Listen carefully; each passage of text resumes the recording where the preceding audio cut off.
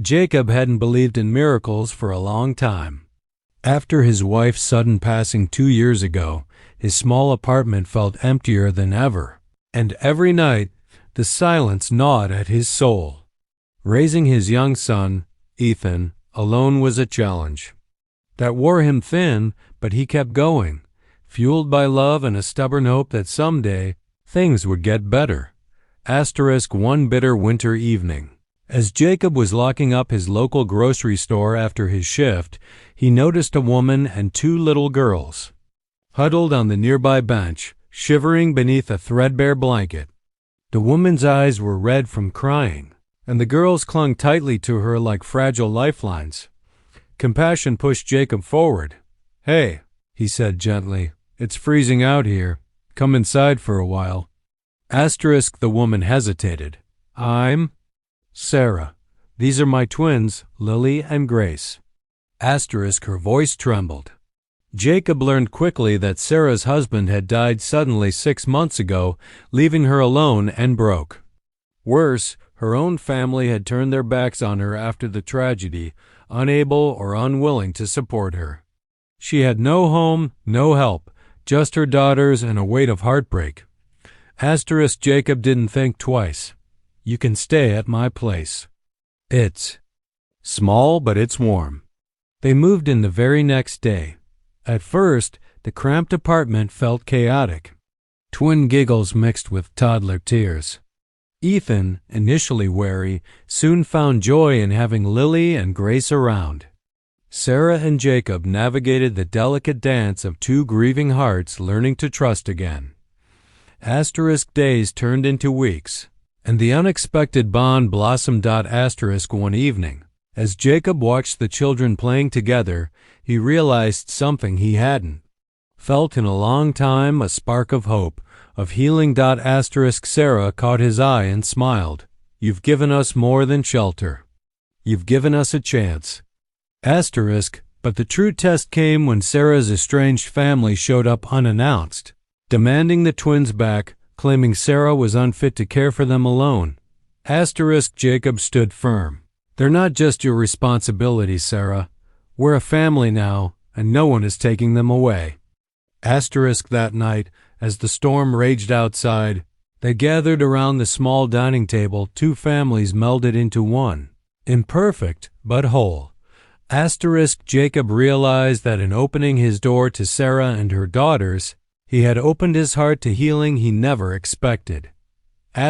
Sometimes kindness isn't just about helping others, it's about saving yourself. Jacob watched as Lily and Grace twirled around the small living room, their laughter filling the space like sunshine after a storm. For the first time in what felt like forever, his heart felt lighter. Ethan sat cross-legged nearby, carefully building a fortress out of wooden blocks, occasionally glancing up to smile at the twins' antics. The sound of children's joy, so simple and pure, was something Jacob hadn't realized he'd been missing so deeply. Sarah sat quietly in the kitchen, peeling an orange, her hands steady but her eyes distant. Jacob knew the road ahead wouldn't be easy. She had endured so much loss, rejection from her own family, and the crushing weight of grief. Yet here she was, holding on not just for herself, but for her daughters. That night, as the children drifted off to sleep in the cramped bedrooms, Jacob found Sarah sitting at the small kitchen table, staring out the window into the dark. He poured 2 cups of tea and sat down beside her. "I don't know how to thank you," she whispered. "You saved us." Jacob shook his head gently. "No, Sarah, you saved me. I thought I was alone after losing my wife, but now, maybe we can be a kind of family for each other." She smiled faintly, eyes shining with unshed tears. "I never thought I'd trust anyone again." "Trust takes time," he said softly. "But I promise, we'll figure it out together." Weeks passed, and their fragile new family grew stronger. Ethan showed Lily how to ride a bike. Sarah and Jacob cooked dinners side by side, sharing stories of their past and dreams for the future.